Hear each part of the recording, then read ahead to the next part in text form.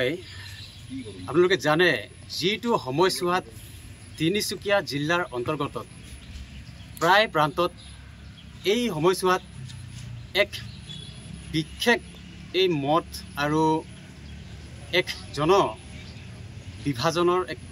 প্ৰক্ৰিয়াবিলাক চলি আছে এনে দুৰ্ঘটনাবিলাক চলি আছে এই সময়ত খিলঞ্জীয়া কিছুমান ছাত্ৰ সংগঠনে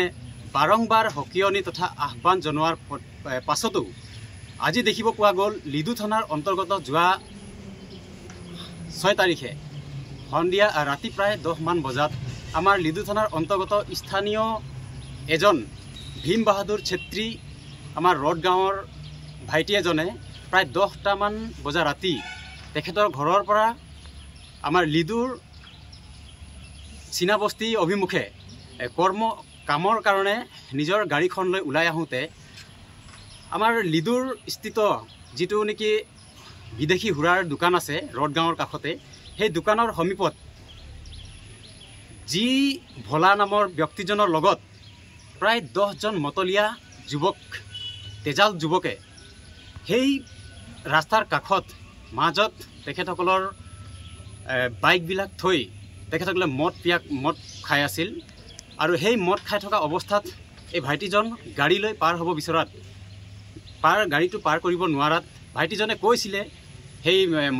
মতলীয়া যুৱকেইজনক যে দাদা বাইকটো অলপ ছাইড কৰি দিয়ক সিমানতে এই ভাইটিজনৰ ওপৰত সেই ভণ্ডামী কেইজনে এই মতাল কেইজনে এনেধৰণৰ মাৰধৰ কৰিছে গুৰুলা ঘুৰু লাত ঘুচা মাৰিছে যাৰ ফলত এই ভাইটিজনে উশাহ নিশাহ লোৱাত আজি প্ৰচণ্ড তাৰ দিগদাৰ হৈছে আজি তেওঁ নিজাববীয়া মেডিকেল গৈছে মেডিকেলৰ পৰা ডক্টৰে স্পষ্টভাৱে লিখি দিছে তেখেতক চিটি স্কেনৰ আৰু এক্সৰে কৰিব লাগে গতিকে এটা কথা আদিবাসী ছাত্ৰ সন্থা মাৰ্ঘেটা আঞ্চলিক তৰফৰ পৰা আমি স্পষ্ট হকিয়াই দিছোঁ এই যিবিলাক যুৱক যি ভলাৰ লগত জড়িত থকা 10-15জন যিটো ভণ্ডামী যুৱক কেইজন জড়িত আছে গম পোৱা মতে তেলেঙ্গু উপাধিৰ বুলি আমি গম পাইছোঁ এই তেলেঙ্গু উপাধিৰ যিবিলাক ব্যৱসায়ী কৰি ইয়াত বসবাস কৰি আছে থাকি আছে তেখেতসকলে শান্তিপূৰ্বে থাকক কালি গণেশ পূজাৰ উপলক্ষে তেখেতসকলে সমবেত হৈছে পূজা মানিছে তেখেতসকলে ফূৰ্তি ফাৰ্তা কৰিছে আমি তাত একো আপত্তি নাই কিন্তু থলুৱা যিবিলাক মানুহ আছে ব্যক্তি আছে তেখেতসকলৰ ওপৰত যদি এনেধৰণৰ অত্যাচাৰ চলায় আমি কেতিয়াও শান্ত নাথাকিম আজি ভাইটিজনে আমাক সদৌ অসম আদিবাসী ছাত্ৰ মাৰ্ঘেটা আঞ্চলিক সমিতিক জনোৱাৰ লগে লগে আমি আহি গোটেই বিষয়বস্তুটো তদন্ত কৰোঁ আমাক দুখ লাগিছে আজি খিলঞ্জীয়া কোৱাৰ উপৰিও তেখেতসকলে এনেধৰণৰ এটা নিৰ্যাতন তেখেতসকলে এনে এটা বৰ্বৰ অত্যাচাৰ চলাব ধৰিছে ভিতৰি ফূৰ্তি ফাৰ্তা কৰাৰ আমি কোনো বাধা প্ৰদান কৰা নাই কিন্তু খাটি খোৱা এই নিৰীহজনৰ ওপৰত কি দৰকাৰ আছিলে তেনেধৰণে মাৰপিট কৰিবলৈ কি দৰকাৰ আছিলে তেনেধৰণে অত্যাচাৰ কৰিবলৈ ক'ত অধিকাৰ পালে আমি আজি ভাইটিজনৰ কোৱাৰ কথামতে এতিয়া বৰ্তমান লিডু থানাত এখন এজাহাৰ দাখিল কৰিছে ভাইটিজনে স্পষ্ট ন্যায় বিচাৰিছে